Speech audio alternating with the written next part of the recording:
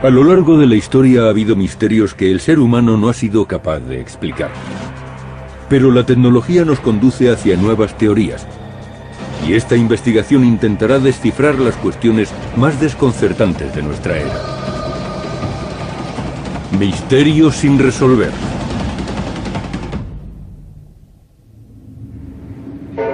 ...31 de agosto de 1888... ...3 de la madrugada... Londres, distrito de Whitechapel.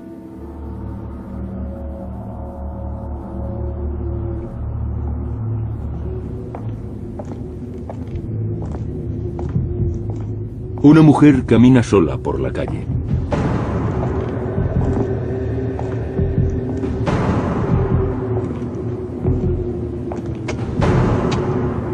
Una misteriosa figura se aproxima.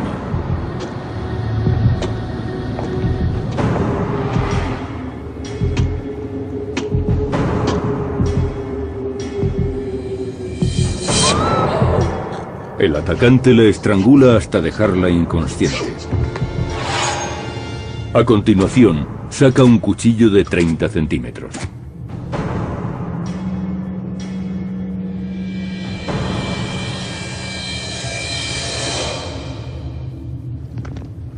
Minutos después, el cadáver de la mujer es descubierto. Ha sido degollada. El cuerpo sin vida aún está caliente. Es obra de Jack el Destripador. Pero ¿quién era en realidad este asesino?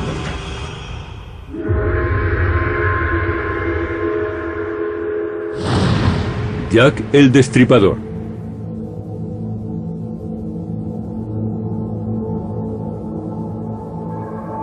Acechando en las sombras, siempre consiguió ocultar su identidad. Jack el Destripador cometió varios crímenes, pero nunca fue capturado. El asesino en serie más famoso del mundo cometió sus crímenes a finales del siglo XIX en las calles de Londres. A lo largo de 3 meses acabó con las vidas de al menos 5 mujeres. Pero se cree que pudieron ser hasta 11. Después, el asesino se llevaba los órganos internos como trofeos. La policía buscaba a una persona con conocimientos de anatomía y de prácticas quirúrgicas. Aquel asesino había sido capaz de extraer los órganos limpiamente en la oscuridad.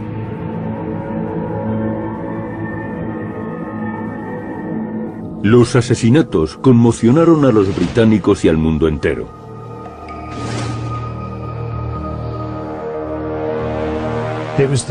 Fue el primer asesino en serie conocido internacionalmente. Su nombre, Jack el Destripador, le hizo muy popular. Pero el Destripador nunca fue atrapado. El asesino sencillamente desapareció.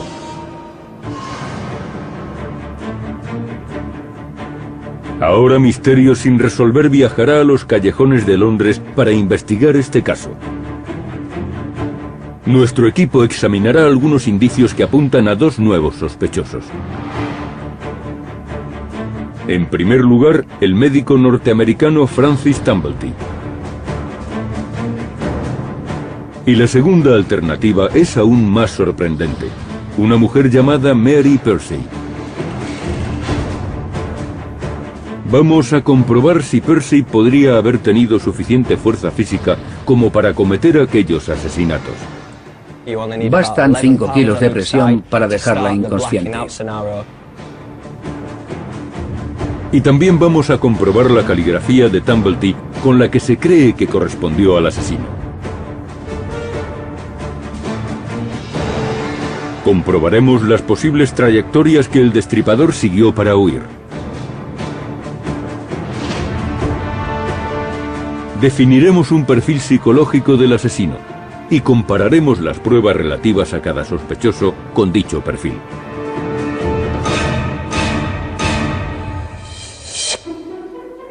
Las teorías sobre la identidad de Jack el Destripador han persistido durante más de un siglo. Se barajaron varios nombres, desde Lewis Carroll, el autor de Alicia en el País de las Maravillas, hasta el famoso pintor impresionista Walter Sickert.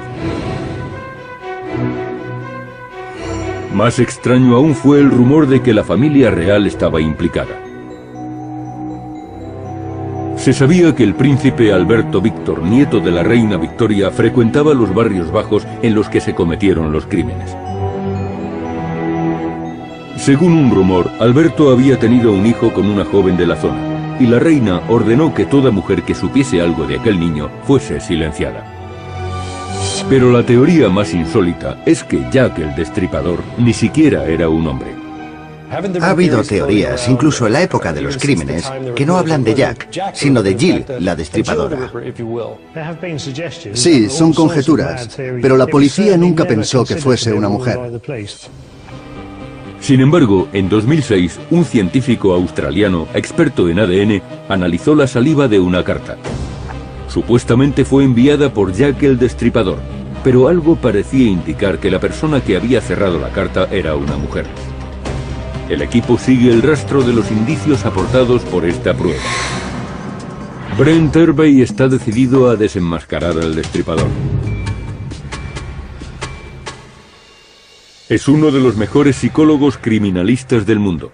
Sus métodos son utilizados para entrenar a los agentes del FBI. Stuart Evan ha dedicado su vida a descubrir la identidad de Jack el Destripador. Este antiguo oficial de policía británico es experto en este caso. La nueva sospechosa, Mary Percy, fue condenada y ejecutada en 1890 por el asesinato de la esposa y el bebé de su amante. El asesinato de la mujer fue especialmente brutal. Percy le hizo un corte muy profundo en la garganta, casi le cortó la cabeza. Durante el juicio, Percy escribía cartas a su familia en las que se traslucían sus problemas psíquicos. Tenemos informes sobre el proceso de la señora Percy, y gracias a las cartas que escribió contamos con información privilegiada.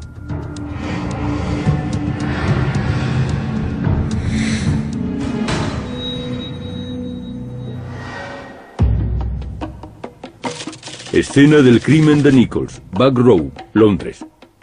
Antes de investigar a los sospechosos, el equipo tiene que construir un perfil psicológico del criminal.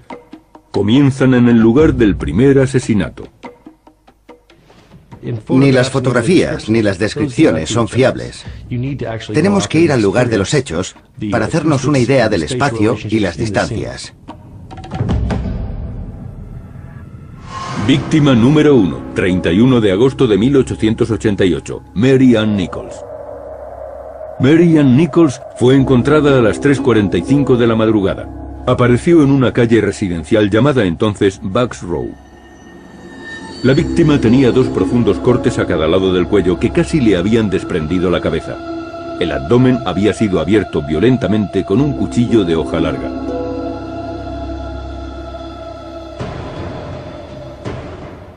En la acera donde yacía el cuerpo de Mary Ann Nichols había una fila de casas victorianas, todas iguales. En el lado opuesto estaba Essex Wharf.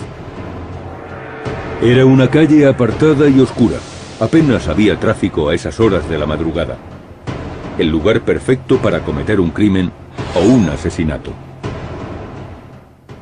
¿Cómo pudo el delincuente traer a la víctima? ¿Cree que se comportaba como un cliente más? Muchas prostitutas llevaban a los clientes a lugares tranquilos para ejercer su trabajo. El asesino no debía conocer muy bien la zona. El asesino pudo fijarse precisamente en las prostitutas porque sabía que le llevarían al sitio adecuado, una zona poco transitada. Era un callejón tranquilo, muy próximo a la calle principal. El perfil del asesino empieza a formarse. Mostraba odio y resentimiento hacia las mujeres.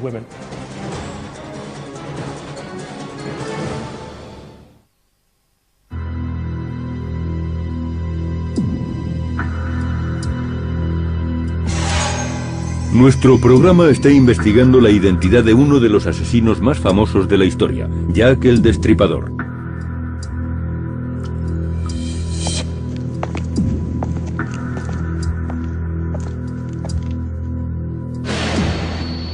Los crímenes tuvieron lugar en Londres en el distrito de Whitechapel.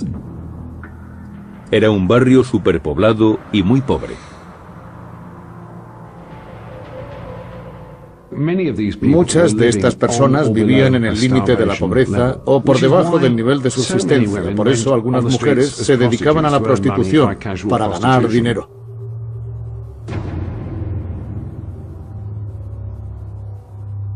Los cadáveres empezaron a aparecer en las calles y el pánico se apoderó del vecindario. Los periódicos londinenses alimentaron la histeria. Competían por publicar los detalles más morbosos de los crímenes y del posible asesino. El caso estaba rodeado de sensacionalismo. Los crímenes comenzaron poco después de que apareciese una nueva tecnología de impresión. Ahora, los periódicos podían ilustrar sus historias y asustaban a la gente con escabrosos dibujos.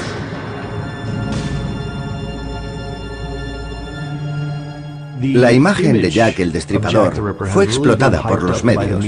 Se podría decir que fueron crímenes sensacionalistas.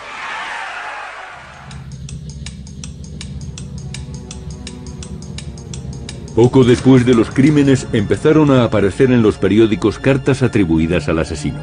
Muchas de ellas eran invenciones de periodistas sin escrúpulos, pero en una, el autor de la carta se llamaba a sí mismo Jack el Destripador, y el nombre quedó acuñado.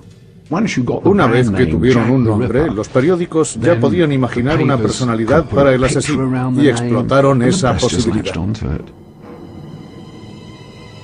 Una carta con fecha de 15 de octubre se dio por auténtica.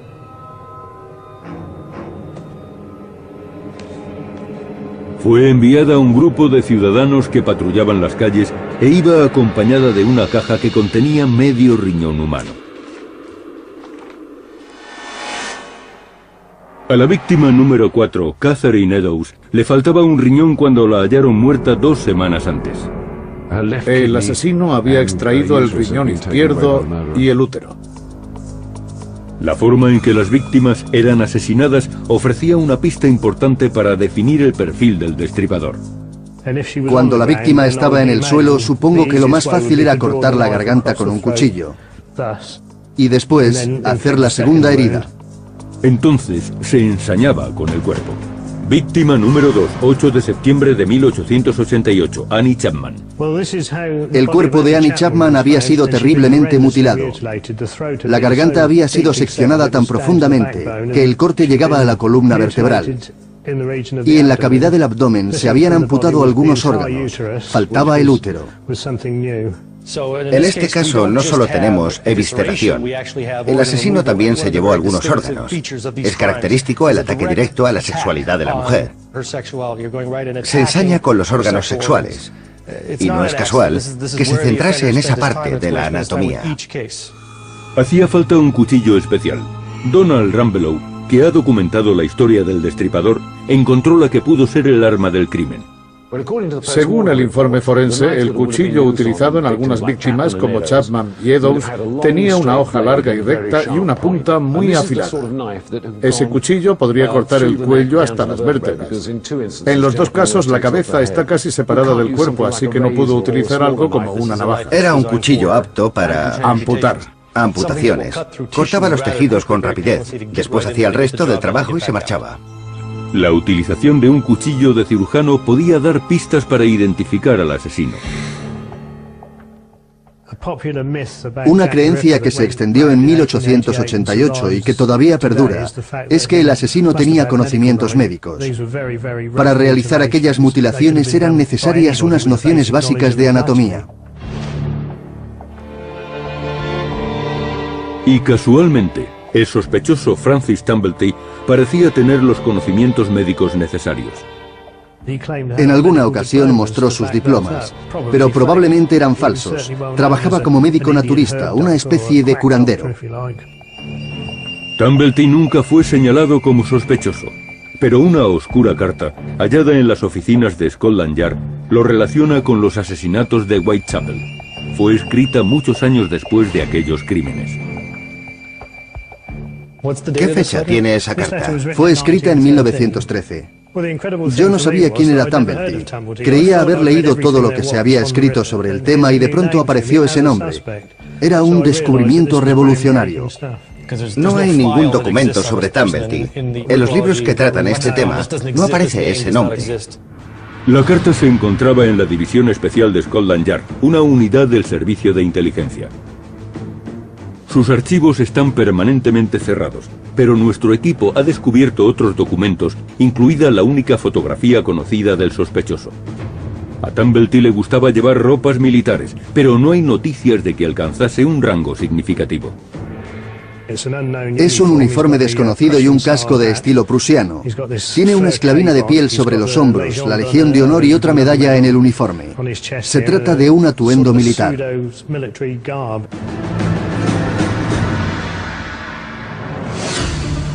Tumblety parece haber sido siempre un experto timador. Creció en Rochester, Nueva York, y ya desde muy joven empezó a hacerse pasar por médico. Se hizo famoso vendiendo falsos medicamentos y remedios de hierbas en Estados Unidos y Canadá. Pero cuando surgían los problemas, sencillamente se iba a otro lugar.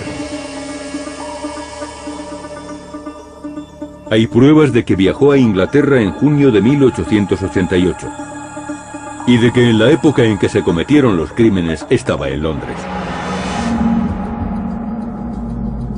Y según el equipo de investigación, posiblemente vivía en este edificio llamado antiguamente Batty Street. Batty Street es una calle que sale de Berners Street.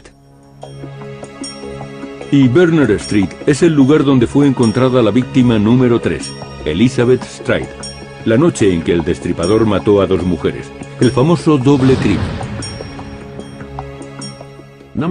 En el número 22 de Batty Street había un huésped norteamericano que desapareció justo después del doble crimen. Se le conocía como el huésped de Batty Street. La propietaria del hostal descubrió ropa manchada de sangre y llamó a la policía pensando que podría tener relación con el asesinato de Liz Stride. Por eso aquel hombre desapareció. Stride fue encontrada en Berners Street, aproximadamente a la 1 de la madrugada. Este cadáver presentaba muchas diferencias con los otros que se habían encontrado. Y tal vez se deba a que el crimen fue interrumpido. La víctima solo tenía un corte en la garganta y varios hematomas en los hombros y el pecho. No hallamos el comportamiento habitual del destripador, las muestras de odio hacia las mujeres, la mutilación de los órganos sexuales y el deseo de humillar a la víctima. Hay algunas diferencias y debemos tenerlas en cuenta. Menos de una hora más tarde, a la 1:45 de la madrugada, se descubría el cuerpo de Catherine Eddowes en Madrid Square.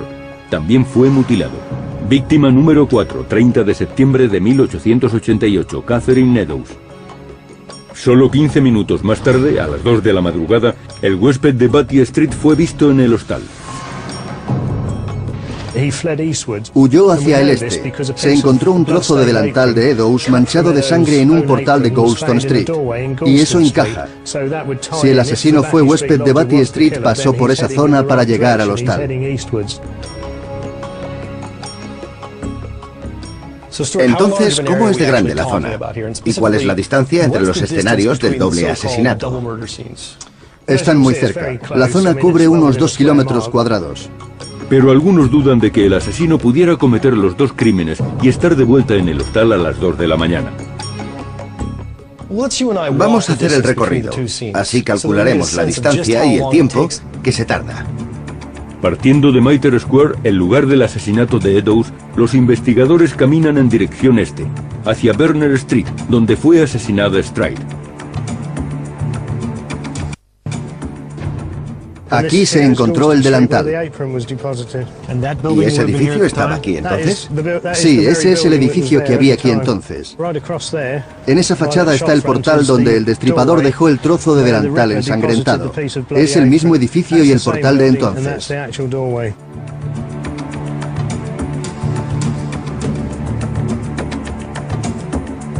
El trayecto dura menos de 15 minutos.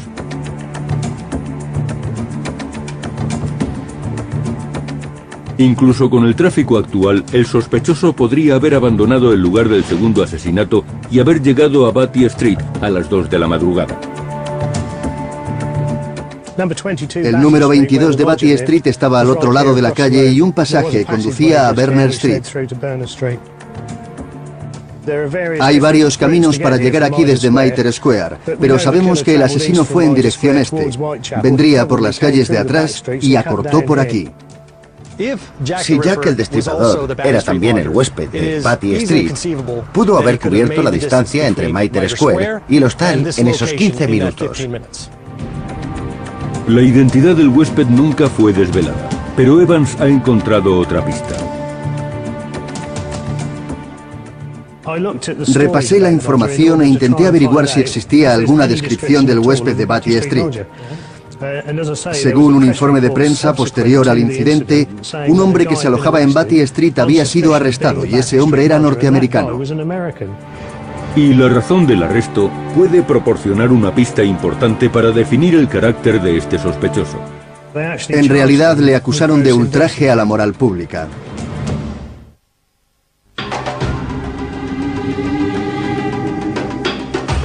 Misterio sin resolver está en Londres investigando el caso del asesino en serie más famoso de todos los tiempos, Jack el Destripador. El equipo está construyendo el perfil criminal del asesino. Estudian el comportamiento de 2 nuevos sospechosos.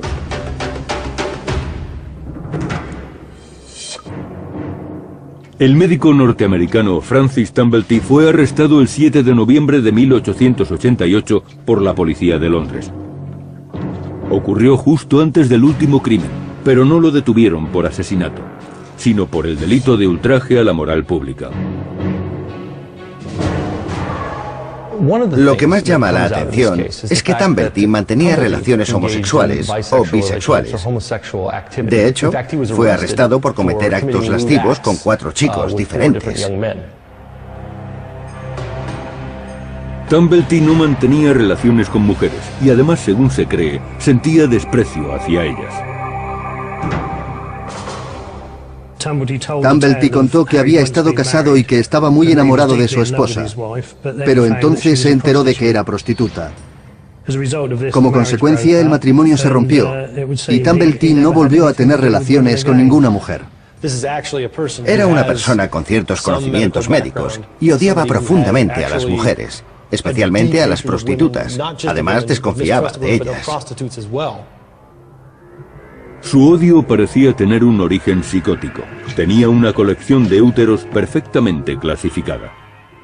El carácter psicopático de Tumblety se reflejaba, en cierto modo, en su colección de úteros femeninos, y los tenía catalogados por clases sociales. Realizaba las mismas prácticas que el destripador, es decir, la extracción de órganos e incluso la conservación de algunos. Tumblety fue arrestado por segunda vez inmediatamente después del último asesinato. Los cargos eran los mismos, pero hay nuevos datos respecto a este arresto. Se trata de una entrevista a Tumblety que fue olvidada durante largo tiempo.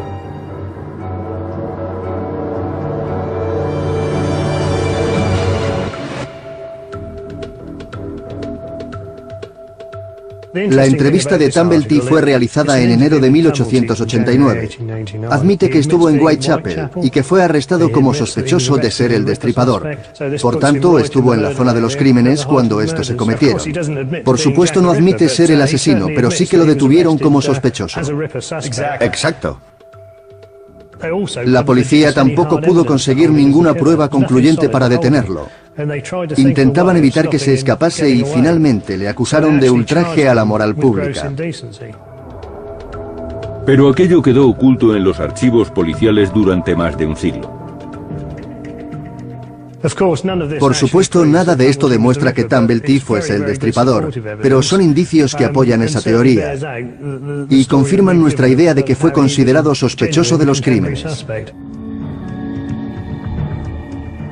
Tumblety quedó en libertad bajo fianza el 16 de noviembre y salió de Londres inmediatamente. Regresó a Estados Unidos con un nombre falso, Frank Towson. Se cambió de nombre y cogió un barco. Eso indica que trataba de huir, que intentaba ocultarse y que no quería ser descubierto. Pretendía pasar desapercibido. Y aunque esta reacción no prueba que Tumblety fuese culpable, es obvio que sabía que le perseguían. Y eso le preocupaba. Hay pocas pistas sobre su paradero en Estados Unidos después de su huida. Pero un periódico informa de su muerte en San Luis en 1903 a causa de una dolencia cardíaca. Considerando sus antecedentes y su carácter, hay algunas cosas que me llaman la atención. Creo que habría que pensarlas más detenidamente.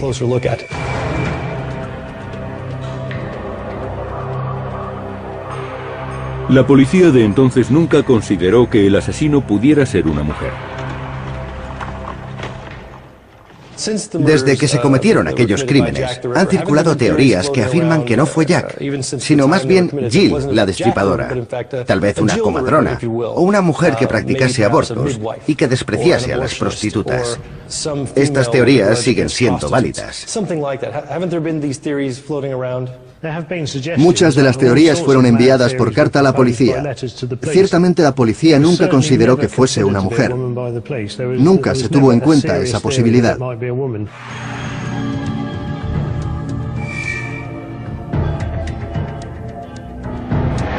Pero eso cambió en 2006 cuando una prueba de ADN en el engomado de una de las cartas del destripador sugería que había sido escrita por una mujer.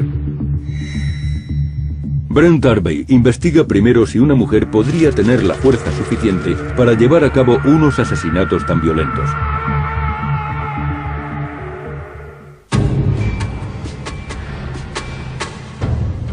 David Cook es profesor en South Bank University.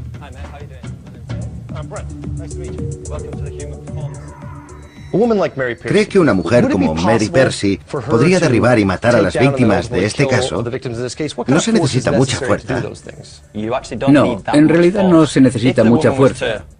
Si la mujer presiona el cuello de la víctima con ambas manos, tendría que ejercer unos 5 kilos de presión en cada mano sobre la arteria carótida para dejar inconsciente a una persona.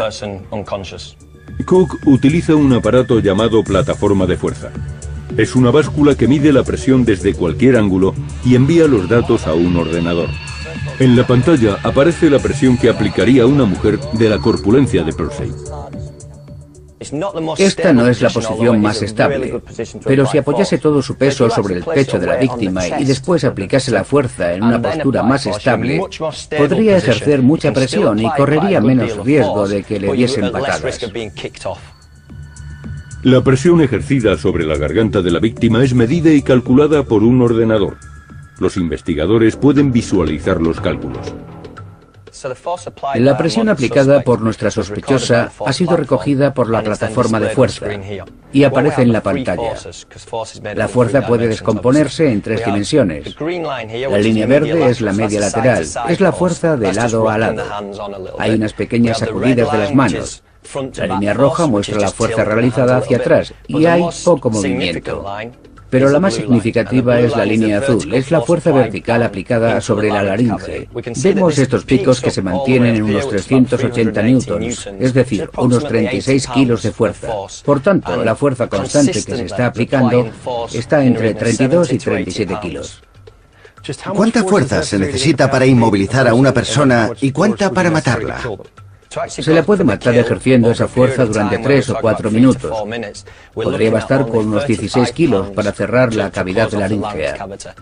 Entonces nos ha sobrado fuerza. Sí, y bastaría con menos tiempo. Por tanto, es muy posible que una mujer de cierta envergadura pudiese dejar inconscientes a estas víctimas. Sí, en circunstancias normales es posible.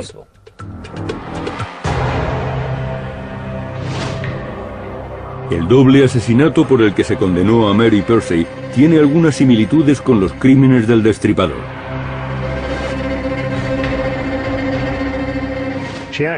Mantenía relaciones con un hombre casado llamado Hogg y mató a su esposa y a su bebé. Fue un asesinato increíblemente violento y lo llevó a cabo en su propia casa. Según algunos, mostró una actitud similar a la que mostraría un asesino en serie. En la época victoriana esta era Priory Street. ¿Y ya existía este edificio? Sí. Al otro lado de la calle está el edificio donde Persey cometió los crímenes. Esa es la entrada de la casa de Mary Persey, y debió de sacar el carrito del bebé por esa puerta. Persey engañó a la mujer de su amante y la llevó a su casa. Una vez allí la mató golpeándola con un atizador. Luego asfixió al bebé. Después metió los cuerpos en el cochecito del niño para deshacerse de ellos lejos de su casa. Sin duda mató a la mujer y al bebé por celos. Quería tener al marido para ella sola. ¿Qué dirección tomó? Saldría a la calle y pasaría bajo el puente del ferrocarril, que aún sigue ahí. El cuerpo de la mujer fue hallado con un profundo corte en la garganta, como en los casos del destripador. Pero Persey fue capturada, y los informes sobre su proceso explican el motivo de las heridas. Le cortó la garganta por una razón práctica. Tuvo que acomodar el cuerpo de la mujer en el cochecito para hacerlo desaparecer de la escena del crimen. Y haciendo un corte profundo en la garganta, pudo colocar la cabeza de forma que entrase. Pero en el caso del destripador, el corte en la garganta era lo que provocaba la muerte. Sí, así es. Después, la investigación se centra en las pruebas escritas, tanto del asesino como de Francis Tumblety. Ninguna carta encaja con los crímenes, excepto una de ellas.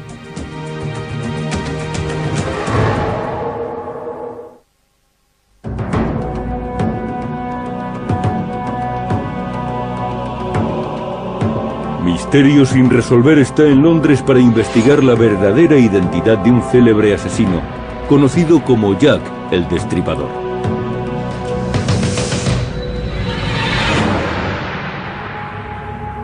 Las autoridades recibieron cientos de cartas que decían pertenecer al responsable de los crímenes. Pero la mayor parte se consideraron falsas y fueron descartadas. Excepto una. Estaba dirigida al líder de la patrulla ciudadana y la acompañaba medio riñón humano. El encabezamiento de la carta decía "desde el infierno" y no estaba firmado. Al final ponía "cójame cuando pueda, señor Lask". Y con ella venía un riñón que, según el autor, había sido extraído del cuerpo de Catherine Edolf.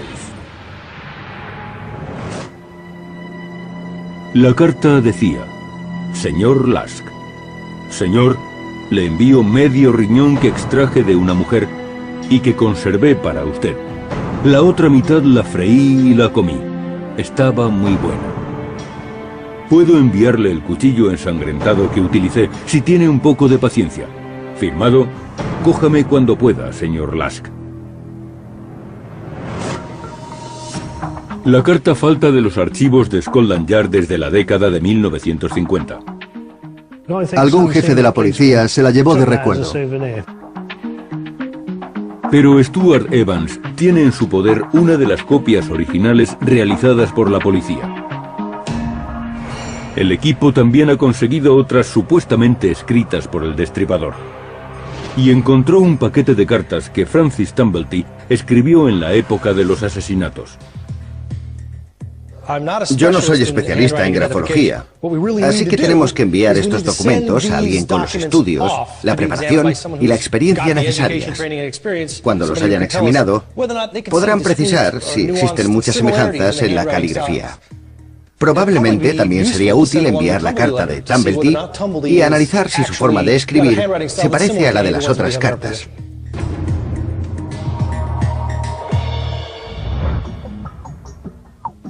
Michelle Dresbold es forense, experta en grafología. Ha trabajado en numerosos casos estudiando tipos de escritura y perfiles de personalidad. Dresbold analizó varias cartas que supuestamente procedían del destripador para determinar cuáles eran auténticas.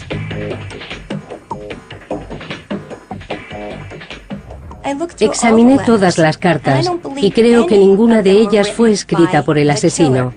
En mi opinión, ninguna encaja con estos crímenes, excepto una de ellas, la carta que acababa diciendo "cójame cuando pueda". Dresbol dedujo que la carta desde el infierno podía ser auténtica. Además, su experiencia le permitía identificar rasgos de la personalidad del autor a partir de la escritura. Yo busco determinadas características en la forma de escribir. Se analizan detalles muy precisos, como la parte inferior y las curvas de la base de las palabras. Cuando la curva inferior es tan amplia que invade palabras y otras líneas que están por debajo, eso significa que el autor invade el área sexual de otras personas. Dresbol también ve indicios en la pronunciación de las palabras. Una de las cosas que analicé fue la forma de escribir las palabras. Muchas estaban escritas del modo en que se pronuncian. Tenemos las palabras Mr., Prasar y Tather. Tather era una contracción irlandesa. Prasar era la forma en que un irlandés escribiría fonéticamente la palabra. Esto indica que el autor de la carta tenía ascendencia irlandesa. El sospechoso Francis Tumblety era norteamericano, pero su padre era irlandés. Dresbol comparó la carta del supuesto asesino con otra escrita por Tumblety.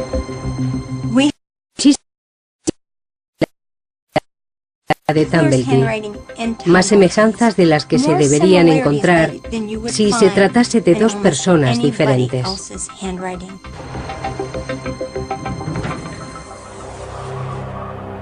Una cosa que los dos personajes tienen en común son las extrañas conexiones de las palabras. En la carta desde el infierno, el asesino une la I con la palabra siguiente de un modo extraño y nada habitual. Tumblety une muchas palabras con la palabra siguiente, igual que ocurre con esta I. Se trata de conexiones muy poco comunes. Además, esa forma de trazar la I aparece en muchas frases diferentes y se unen con la palabra siguiente, tal y como vemos en la carta desde el infierno. Veamos esta Y. El asesino la escribe de este modo tan curioso que no solo invade la parte superior de la línea inferior, sino que cruza por la mitad de algunas palabras y continúa hacia abajo. Es una característica muy evidente. La letra resulta demasiado grande. Ahora miren las Y de Tumblety. También son muy grandes, no solo tocan la parte superior de las letras y la línea que hay debajo, invaden las palabras y llegan mucho más abajo. Después de examinar muchos de los escritos de Francis Tumblety, creo más que nunca que él es el autor de la carta desde el infierno.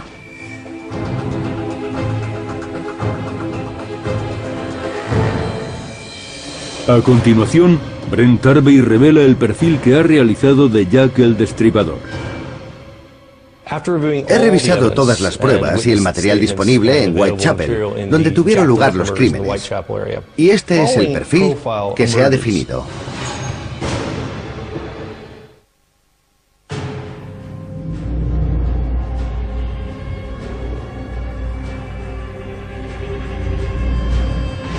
Nuestro programa investiga a dos sospechosos.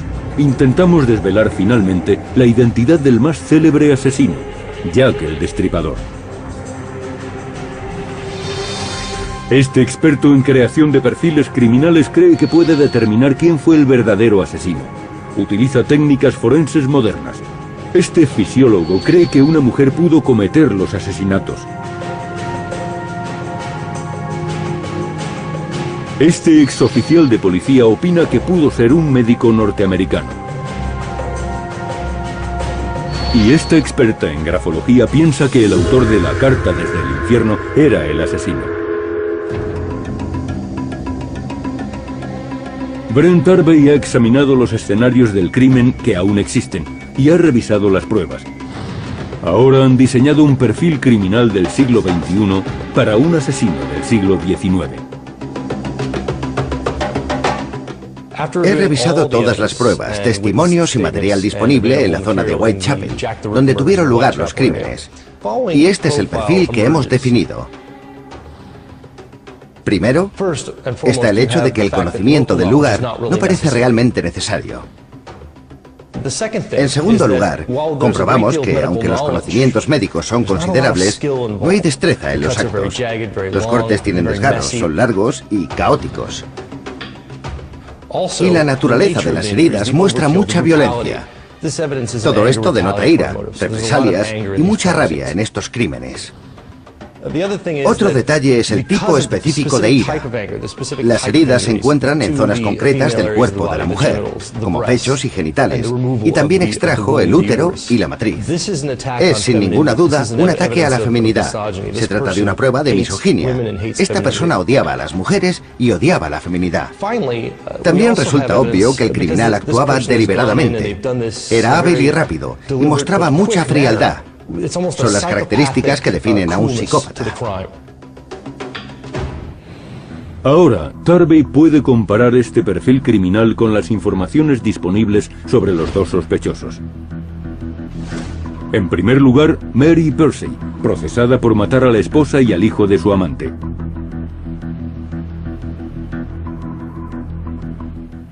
El conocimiento del lugar no es tan importante, y Percy vivía a más de 6 kilómetros de Whitechapel. Respecto a las mutilaciones, vemos que se requieren conocimientos médicos, y no hay pruebas de que Mary Percy tuviese experiencia médica de ningún tipo. En el caso de su crimen, Mary Percy actuó por celos y por venganza, pero se trataba de un motivo determinado, dirigido hacia unas personas muy concretas. Esto nos lleva al cuarto punto, la misoginia, la ira contra las mujeres. No hay nada que sugiera que Mary Percy odiase a las mujeres en general. Al cometer aquel crimen, no trataba de humillar a nadie. Fue una expresión de ira por un amor no correspondido. Y llegamos a la última característica, la ejecución fría y tranquila de los crímenes. Esto no encaja en absoluto con Mary Percy, que demostró ser una persona extremadamente emocional. El carácter de Mary Percy no encaja con el perfil criminal de Jack el Destripador. El comportamiento de Mary Percy es el de una persona obsesiva. Su crimen fue casi un hecho aislado.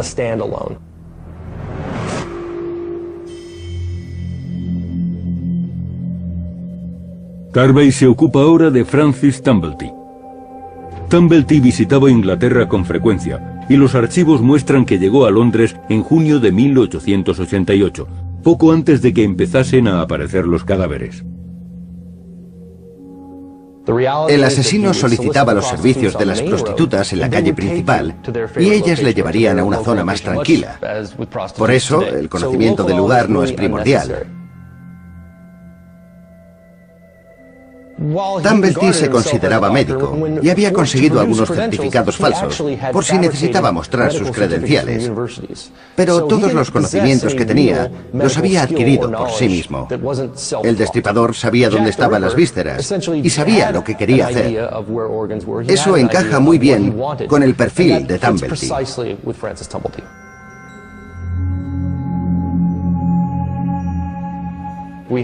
Muchas fuentes hablan de su odio hacia las mujeres. Y esto nos lleva directamente a otro punto importante del perfil. Jack el Destripador era una persona con deseos de venganza, que odiaba a las mujeres y la feminidad. Esto también encaja con Francis Tumblety, que sentía desprecio por las mujeres y no le importaba demostrarlo abiertamente. Por último, Jack el Destripador era un delincuente tranquilo, frío y metódico. Tumblety no solo coleccionaba úteros de todas las clases, sino que también los organizaba por clases sociales. Este es el comportamiento típico de un psicópata que consideraba a las mujeres como objetos. El perfil que Tarvey ha hecho del carácter de Francis Tumblety parece encajar perfectamente con el perfil criminal de Jack el Destripador. Parece que Francis Tumblety es uno de los principales sospechosos de estos crímenes.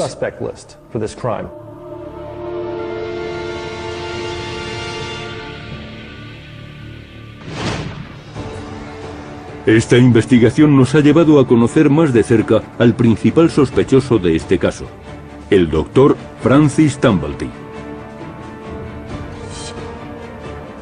Si se realizaran más estudios y se hallaran más pruebas, se podría confirmar de una vez por todas la identidad del asesino más famoso de la historia. Son pruebas circunstanciales, pero partimos de una teoría que se ha hecho más sólida con cada nuevo descubrimiento. Nada es definitivo, nada demuestra que Dumblety sea Jack el Destripador, pero tampoco hay nada que demuestre que no lo sea.